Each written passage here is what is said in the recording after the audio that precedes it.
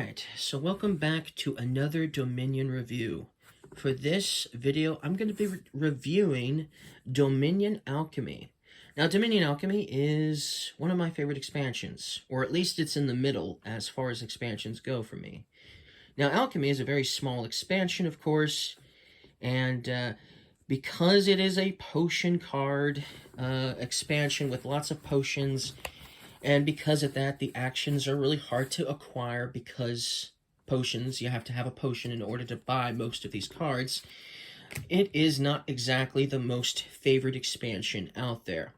And unlike Guilds and Cornucopia, which they eventually decided to combine into one box, Alchemy just kind of stands alone in a small little box, only utilizing half of the box.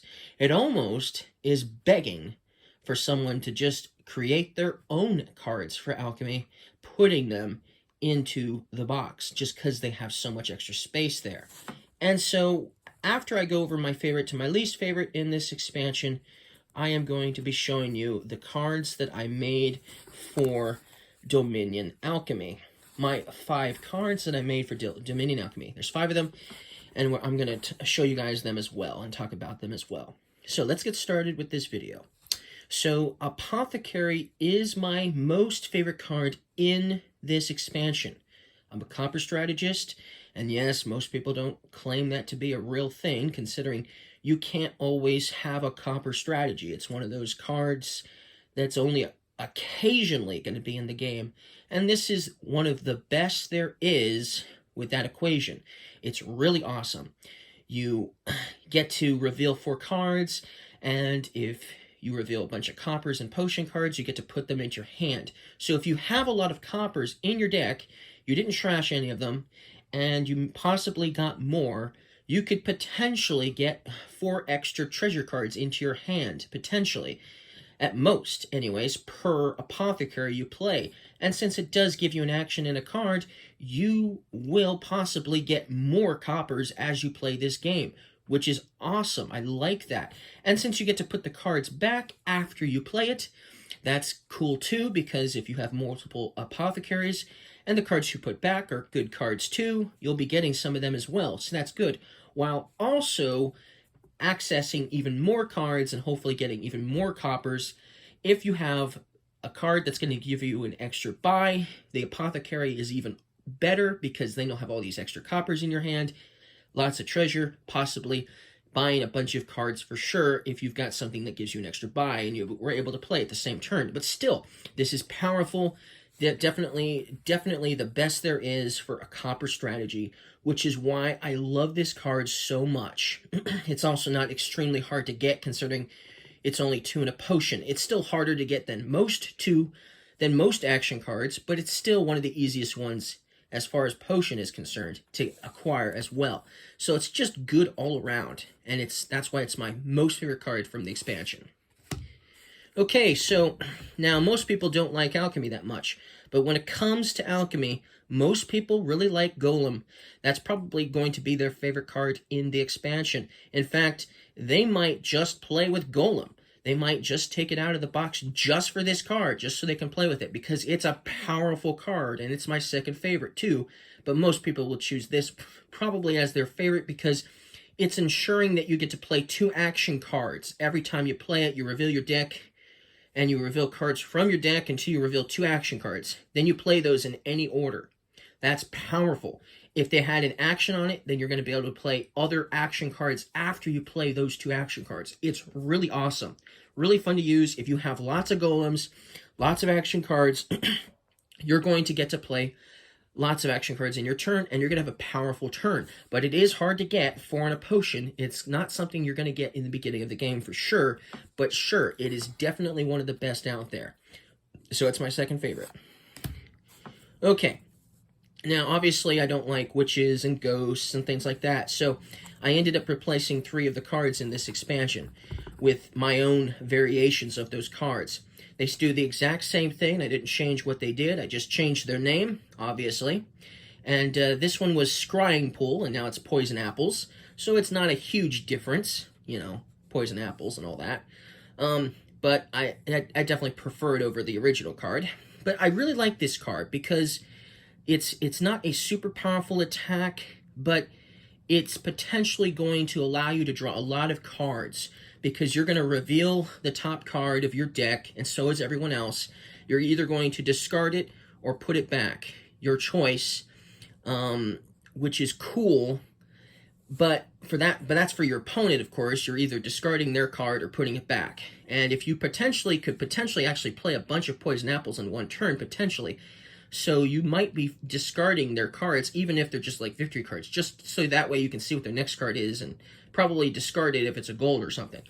But when you reveal cards from your deck, what's really cool is you will reveal cards from your deck until you get one that isn't an action card. So, if you get an action card, if the top card you reveal is an action card, you get to put it into your hand. If the next card is an action card, same thing. Next card after that, same thing, until you get either like a treasure or a victory card or something like that, minus point card even. You have to get one of those in order to stop that effect. But you could potentially be drawing a bunch of cards if your deck is filled with action cards, which is why I like this one so much. The attack is minor, it's not super annoying to your opponents, it doesn't do too much damage to them, but what you're going to be doing as the benefit, you're getting a much better benefit with this card for sure. And it's a pretty easy one to obtain. If you can manage to get a few of these in your deck, you could potentially have some powerful turns ahead of you. Poison apples, my third favorite card. Okay, so my fourth favorite card is Vineyard. Now, this is a victory card, and it's one of my favorites. It's awesome, and it only costs a potion to purchase, which is another reason why I like it, because oftentimes you might be buying something like a province with your money, but you might still have a potion in your hand, and you're like, well, what am I going to use the potion for? It's almost a waste sitting in my hand because I spent all my money on a province this turn, or a gold, or something like that. Well, the cool thing is, you don't need money to purchase the vineyard. The only form of money you require is this, just a potion, which is awesome. So it gives you something to buy with that potion card if you're playing with vineyard. If you obviously didn't use the potion card to buy something else, like, oh, I don't know, apothecary or golem or something. So that's one of the reasons why it's really cool. Also, it's really cool because it just gives you tons of victory points if you have a lot of actions in your deck. If you have 3, it's worth 1 point. Most likely you're going to have at least 3 action cards in your deck. So making it worth 1 point is obviously not that great. But what's the chances that you only have 3? Seriously, you only have 3 in your deck, then what's the point of playing Dominion if that's all you have in your deck? No, if you have 6, same thing. If you have 6, what's the point? No, I don't think so. Most likely you'll have 10 action cards, at least, I would think, or at least 9. This would be worth 3 victory points then. So it's definitely better than a duchy at least, because potentially you'll probably have more than 10 action cards. You might have 12 or more, and then this could potentially be worth a whole lot more victory points. Who knows? Depending on how many action cards you purchased, you could potentially have this costing worth almost as much as a province, if as much. So that's really cool. So that's why I like about Vineyard. You can get tons of extra victory points with the Vineyard if you have it, and it's easy to get. So that's really cool too, which is why it's my 4th favorite card in the expansion. And the next card after this will make this card even more useful, because the next card here is University. It's a village variant that's not going to give you any cards to draw. You just get 2 actions with it. But every time you play it, you can gain a card, an action card, costing up to 5. Now, you can't use the University to gain potion action cards. So you'll definitely want to have regular action cards from other expansions, which is always recommended anyways when you play with Alchemy. But you're going to want that, so that way you can get tons of action cards with this card, which you will get if you have a bunch of these. And then, once again, if you have tons of action cards, then that just makes the Vineyard even more useful as victory points are concerned. That also makes Poison Apples even more useful, because now you'll be drawing more action cards, potentially, with Poison Apples if you were playing with that too. And obviously, if you were playing with Golem, you're going to get to play a lot of action cards for free, as well as an extra bonus. So these 4 cards that I just showed you obviously work really well in the same game with this card. even if this is all you're playing with from Alchemy, these 4 cards. Very awesome indeed. And so that's why I just really like the University. An easy way to get action cards, and it's not that expensive either. Of course, you still need a potion, but still, really useful. Okay, so bee pheromones replaced familiar. I wasn't really familiar with familiar, but I certainly didn't like the look of it, so I got rid of it and replaced it with bee pheromones. You throw some of this stuff on somebody, they're going to be attracting a lot of bees, and that's going to hurt. So hey, they get minus point cards for every sting they get from a bee, in a thematic sense anyways. But I really like this card, because it is a little hard to get, because it's a 3 and a potion, but it might be considered actually harder to get than, like, the Witch from the base game, for instance. It's probably harder to get than that, most likely, yes. But it's easy to play, because you can continuously play cards and actions. You get an action every time you play it. You get cards. You get a card every time you play it. If you have a bunch of bee pheromones, it really divvies out those minus point cards really fast. So that's why I like the bee pheromones, because it just gets them out, like, much faster than a witch would, for instance, because a witch doesn't give you actions, period. So that's cool. That's why I like bee pheromones a lot. Now, the next card on the list replaced Possession, and I replaced it with True Serum, which basically, when you think about it, would do the exact same thing, except at least this is more scientific / chemistry than alchemy, right? Obviously. And so, most people don't like this card. In fact, it's basically banned online. Most people just don't like the True Serum, but I really like it, because even though it's powerful, even though it's not an attack and nobody can block against it, even though it adds some length to the game because you're getting to control your opponent's turn, of course, the cool thing about it is if you use your opponent's turn, you also have to be careful and think about what you're going to do with your opponent's turn. If you use your opponent's turn to control them, basically, and tell them to attack somebody with an attack card, well, you're hurting yourself. You're not immune to the damage that your opponent could do, even though you're controlling their turn.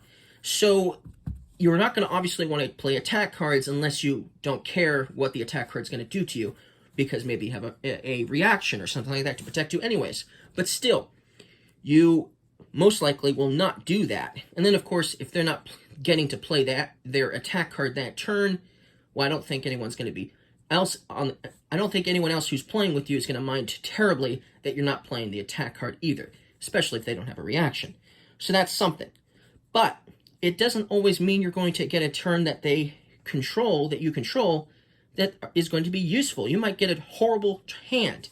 You might be controlling their turn, but they could have 3 victory cards and 2 coppers, or a treasure card like a silver and 1 action, or just a couple of silvers. What are you going to do? You could get a gold, maybe. If it was a couple of silvers, maybe you get another silver or an action card costing 4.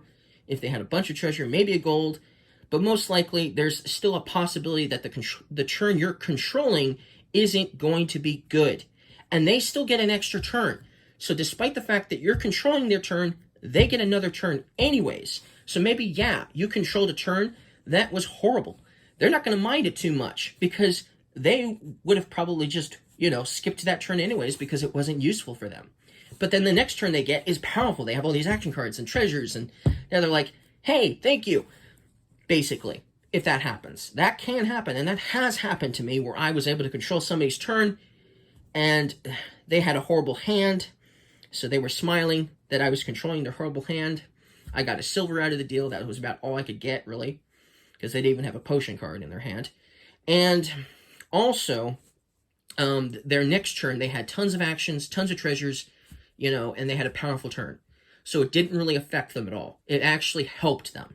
And so True Serum isn't as awful as everyone thinks it is. Plus, if you trash cards using True Serum, so if you're controlling somebody's turn and you trash their cards, it doesn't matter what cards you trash, they're going to get it back. So you can't, use it to trash certain cards that they wouldn't want to trash, like a gold or a province or something like that. If you have a card like Chapel that says allows you to trash cards from your hand, you can't be mean and be like, oh, I'm going to trash all those profits that sit in your hand, because it won't work, because they get all the trashed cards back to their discard pile anyway. So you can't, so that's another thing. You can't be like super mean as you would like, or you would think you could be with True Serum. So it's not the most, it is definitely not the worst card out there. And because it costs so much money, plus a potion, it's not the easiest card to attain either. By the time you do get a chance to play it, the game is almost over. Anyways, you might get maybe 2 or 3 times where you get to play True Serum in the entire game, at most. What are the chances that you get to control a powerful turn that doesn't have attack cards, that's still very powerful? It's not likely. Now, if you aren't playing with attack cards in the game, then obviously that's not something you have to worry about either. But still, it's a gamble. It really is. It's a fun gamble, but it's still a gamble, and it's obviously not the worst card on the planet. That everyone, at least not as bad as everyone says it is. At least in my opinion, anyways. So, anyways, that's True Serum, another card I like from Alchemy. Okay, so Apprentice. Now, I used to hate Apprentice, but now actually I don't hate it at all. Actually, I really like playing with it. You get an action card, yes. I mean, you get an action when you play it, yes. And then if you trash a card from your hand, depending on how much it costs in coins, you're going to get to draw cards. And if it has potion in its cost, you get 2 extra cards. So if you use the Apprentice to trash an action card that also has a potion on it, or something like that, you could potentially draw a bunch of cards and still have an extra action. Of course, you can still use it to trash those minus point cards, yes. But it's still very useful if you just want to trash a card to draw a bunch of cards, you know. Silvers work really well with the Apprentice. You trash a silver because you probably don't need to have tons of silvers anyways. Trash a silver, you get to draw 3 cards. That's powerful. That's powerful. If you trash something costing 2 and a potion, well, that would be like 4 cards. So that's powerful too. So it's really useful, and it's not necessary that you have to play with potion cards. So the cards you trash, they don't have to be from Alchemy. They don't have to have potion. You could just play this without any other Alchemy cards, because it's still useful to trash silvers and things like that. So yes, I like Apprentice now. I really do. Okay, Alchemist. Now this one is pretty cool. The action benefit is basic, but it's cool because when you discard this from play, you may put this on top of your deck if you have a potion in play. So it's really useful if you have potions. You're not always going to have a potion in your hand every time you have Alchemist in play. You're not always, or should I say, you're not always going to have a potion to play every time you play Alchemist, but you could potentially have a couple of turns in the game where that could happen. And then, obviously, you get to put it on top of your deck to play Alchemist again. That's pretty cool. I like that aspect. But it's not, like, super powerful either, because you're only getting 2 cards in an action. So that's why it's closer to the bottom of this barrel, which isn't really much of a barrel, bottom of the barrel, if you ask me, because I still like Alchemist. Okay, so the next one I also used to hate, but don't anymore. Now, this is just a simple action card that you can trash actions with. You can trash whatever you want, but if you trash certain cards, you'll get certain benefits. And of course, using this to trash estates in the beginning of the game gets you golds. That's powerful, and it only costs a potion. You only need this to obtain it. You don't need money, you just need this, which is still treasure, I guess, technically. But you don't need any other money besides this. So it's a good one to get, obviously, early in the game, so that way you can get, like, maybe 3 golds early in the game. That's cool. I like that. You know, trash 3 estates, get 3 golds. Every time you play it, you trash an estate, you get a gold. That's cool. Now, if you have an action card that you were able to utilize for its effect, and now you don't see it as useful anymore, you can use it to trash an action card to get a victory card, a duchy. That might be useful. I like that. Now, if you trash a copper with this card, you get a transmute. So if you want to, you know, perhaps trash more victory cards to get golds, or more action cards more often, you know, maybe that might be worth doing once, just to trash 1 copper or something like that. But I don't usually use it for the treasure card effect. Still, everything else here is really cool. Obviously, you could still trash another transmute with this card and gain a duchy. So, hey, if you trashed a copper, that would be a strategy, of course. Trashing a bunch of coppers, getting a bunch of transmutes, then trashing your transmutes with your transmutes, getting duchies in their place. That's a pretty good card, which is why I like it. Okay, so the herbalist, probably the last two cards, official cards in the expansion, are the bottom of the barrel for me. Okay, I'm just not a huge fan of these cards. I don't hate this one at all, but I just don't see it as super useful. The action is basic and is uninteresting. You could potentially have a good treasure in your hand when you discard this from play to get to put that treasure on top of your deck. In the beginning of the game, it's not very useful because most likely you'll just have a copper. Maybe if you're lucky, you'll have a silver that you could put basically back on top of your deck. Maybe towards the end of the game, it could be more useful because you might have a gold, but you might want to make sure you have some actions so you can play this card, because sometimes I just don't bother playing it, even for the second effect, because the action effect is not useful in my eyes. But it does give you a plus buy, so that's something, I suppose. So that's Herbalist, not the best card in the world, but it has its uses. Okay, so Philosopher Stone. I'm not a huge fan of this one. I don't hate it, but it comes pretty close to that hate area for sure. Because this, not only does this card really slow the game down, because this is worth one treasure for every card you have in your deck, basically. Because what you do is when you play this, you have to count the cards in your deck and your discard pile. So that means you're counting cards in your deck, then you're going to your discard pile, counting cards there. You're adding all those cards up, and then rounding down, you get 1 money per 5 cards total between them. So if you have a bunch of cards, yes, you'll get lots of treasure with this potentially, but at the beginning of the game, you might have 20 cards, so you could potentially still get some money, of course. Still, it's still as good as a gold in that case. Maybe better if you have a lot more cards than that, obviously. But, like I said, it really slows the game down. If you're the player, if your opponent is playing this card, you're just sitting there twiddling your thumbs for quite some time. They're not really doing anything interesting. It's not like they're playing a bunch of combos or attack cards or something like that. You're just watching them count cards. That's all it is. So it slows the game down, and it's super boring. That's why I'm just not a huge fan of this card, Philosopher's Stone. So that's it for the official cards in the game. Now, I did make 5 cards for this expansion. So let's go ahead and talk about them. Of course, I like them because I created them, right? So that's why I just saved them for last, because I obviously like them enough to have created them and come up with the ideas, of course. Now, this is a purple card. Obviously, a curse is purple, right?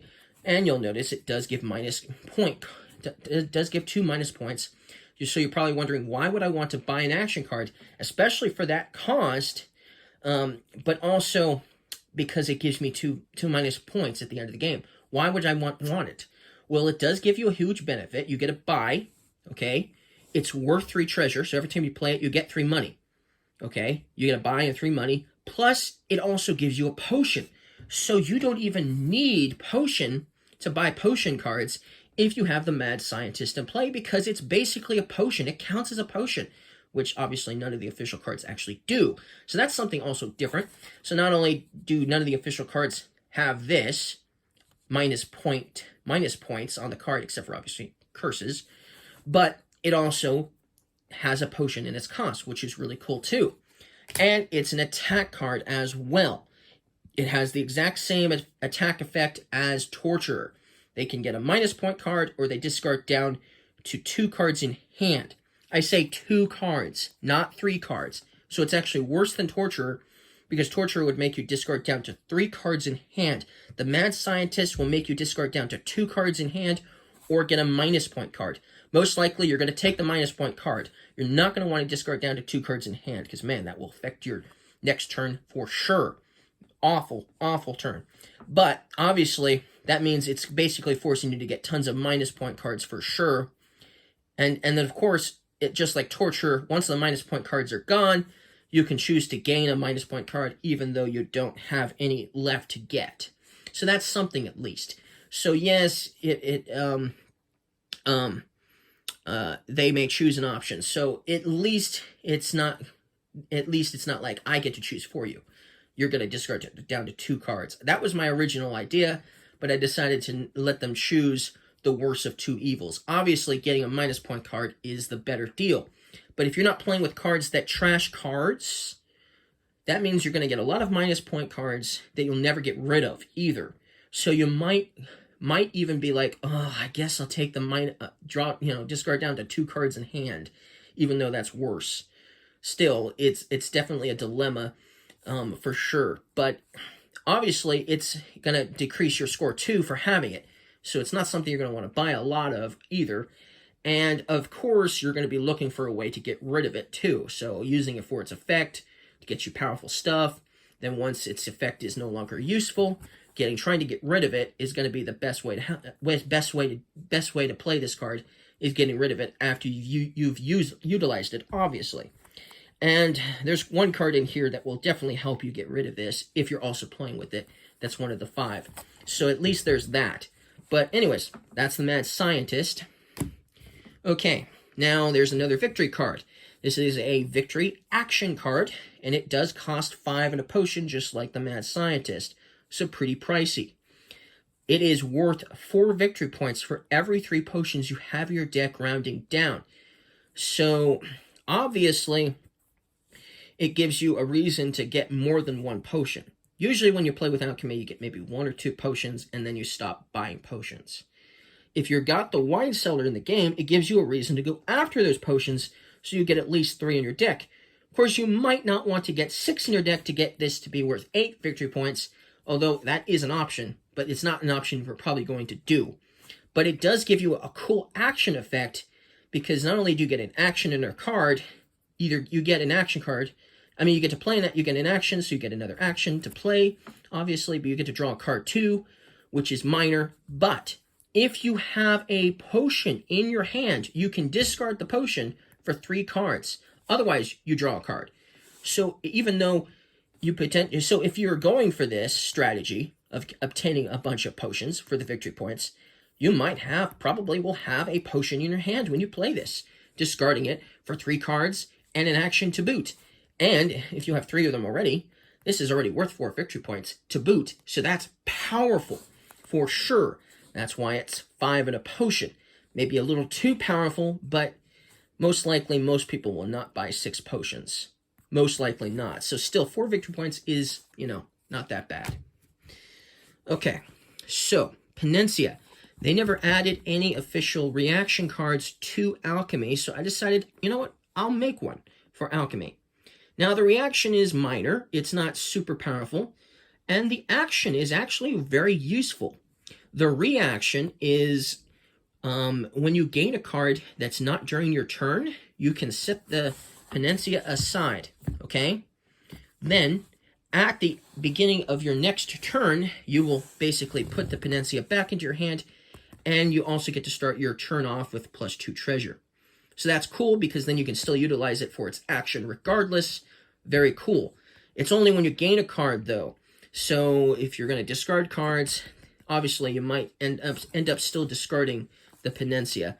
But if you're gaining minus point cards, you're getting 2 treasure every time you get a minus point card. Or say you get for every Peninsula you have, if you have multiple Peninsulas, you could discard multiple Peninsulas, getting extra treasure for that 1 minus point card. That's powerful when you think about it that way. It is hard to get, though, because it's 4 and a potion, just like a golem. But you could potentially have 1 or 2 of these in your deck, easily. And that might happen more often than you think if you're playing with cards that give out minus point cards, of course. But even if you're not, the action part is cool, because you get 2 cards in an action, which is still useful. And then you may trash a card from your discard pile.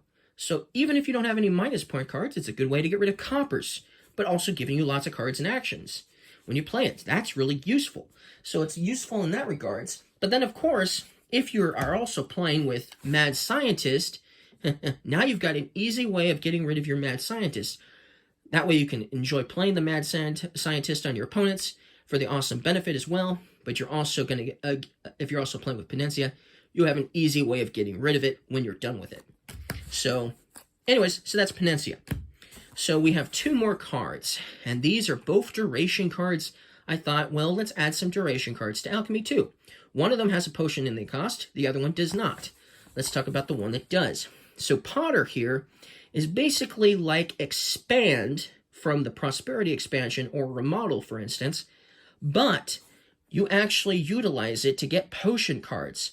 Okay, so obviously you can get something else. You can get something costing up to 3, but it can also be something costing up to 3 in a potion. You get a card, you get an action, you set aside a card from your hand under this.